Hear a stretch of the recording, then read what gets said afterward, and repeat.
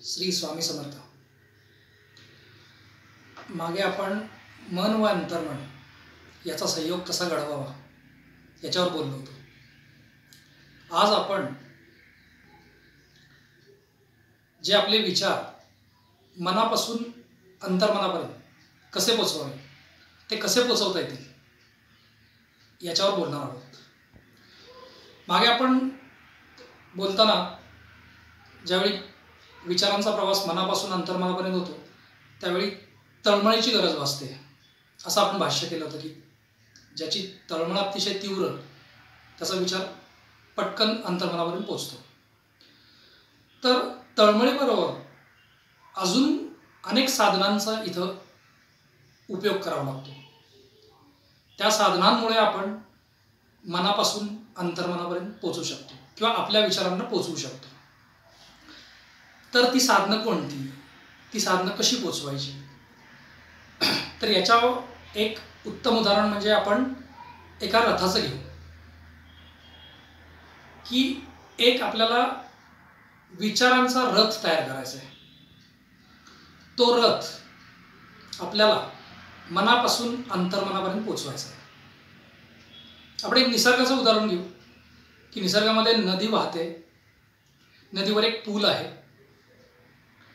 पुलाच्या या तीरावर मन आहे आणि पैल तीरी पलीकडच्या तीरावर अंतर्मन आहे.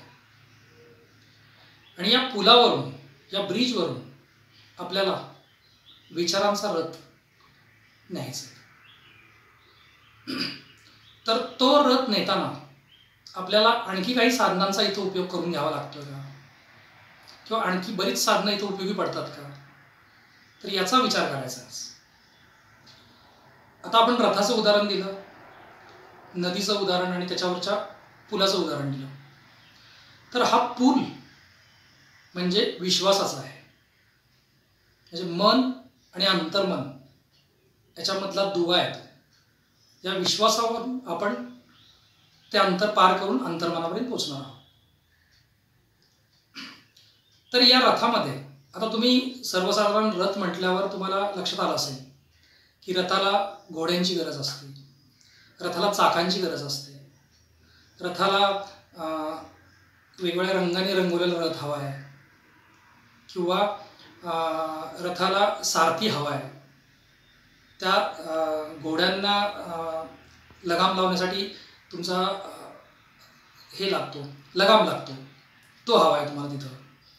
नंतर या अशा सगळ्या गोष्टींयुक्त रथ तुमचा तयार व्हायला हवा. तर यामध्ये आपण या रथाचं उदाहरण घेताना आपण एक एक साधनांचा विचार करू. समजा रथांना घोड्यांची गरज आहे, घोड्यांशिवाय रथ आपण पुढे हाकू शकत नाही किंवा नेऊ शकत नाही. तर इथं आपल्याला रथाला आत्मविश्वासाचे घोडे बांधायचे. आपला आत्मविश्वास दृढ असला, घोड्यांसारखा सज्ज असला, तर आपण रथ मनापासून अंतर्मनापर्यंत ओढून नेऊ शकतो. तर तिथं रथाला आपल्याला आत्मविश्वासाचे घोडे बांधायचे, झुंपायचे. तिथं त्या आत्मविश्वासाच्या घोड्याला जो आपण लगाम लावणार आहे तो दृढतेचा लावणार आहे. आपल्या मनात त्या विचारांची दृढता हवी म्हणून तो दृढतेचा लगाम घोड्यांना आपण लावणार आहे.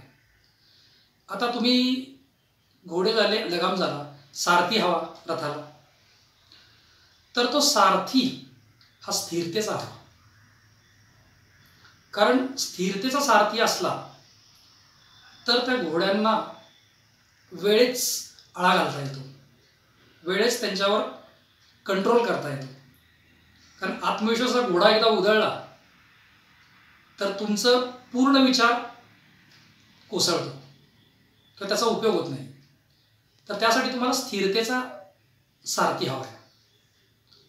स्थिरतेचा सारथी दृढतेचा लगाम ओढून घोड्यांना कंट्रोलमध्ये आणू शकतो किंवा व्यवस्थित गतीचं नियमन करू शकतो. आता रथ आला म्हणजे रथाला चाकं आली, रथाला 2 चाकं आली.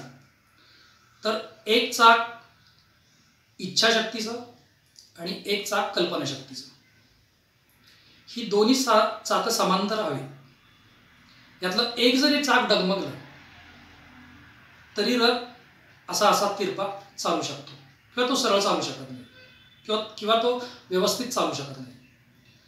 तर कल्पनाशक्ती आणि इच्छाशक्ती अशी दोन चाकं रथाला आपण इथं लावलेली आहे. आता यामध्ये तुम्हाला रथाला एक झेंडा असतो वरती, तर तो झेंडा धैर्याचा हवा, कारण तो झेंडा असा फडकत असतो. असा झेंडा फडकत असतानाच रथ पुढे चालत असतो.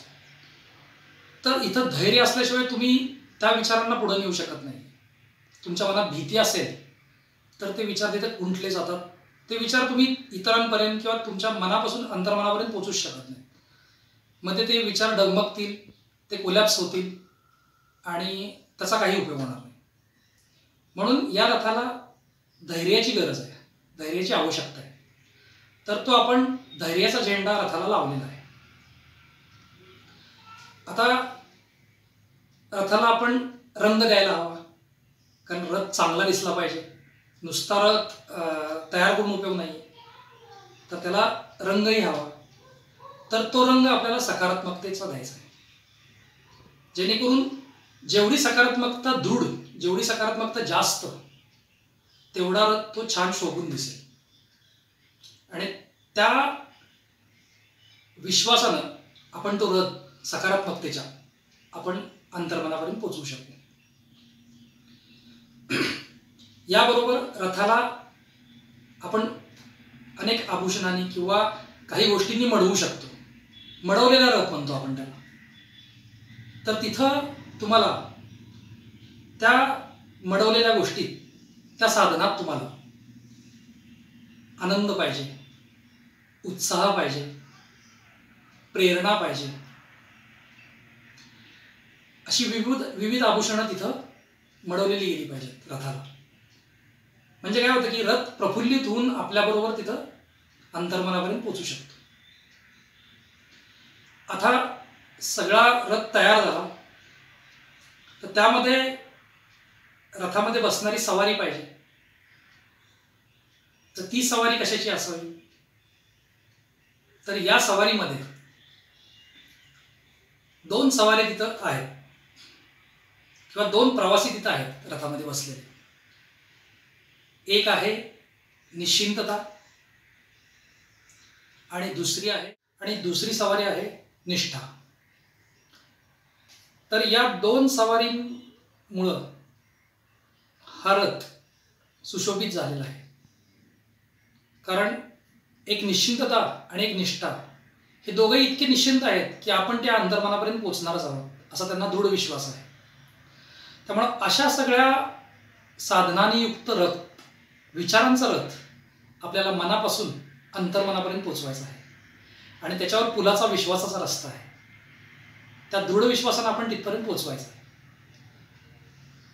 तर या सगळ्या गुणांनी युक्त असा रथ ज्यावेळी आपण मनापासून अंतर्मनापर्यंत घेऊन जाऊ लागतो, असा विचारांचा रथ घेऊन जाऊ लागतो, त्यावेळी अंतर्मनाची कवाडं किंवा दरवाजे सताड त्या विचारांसाठी उघडे असतात.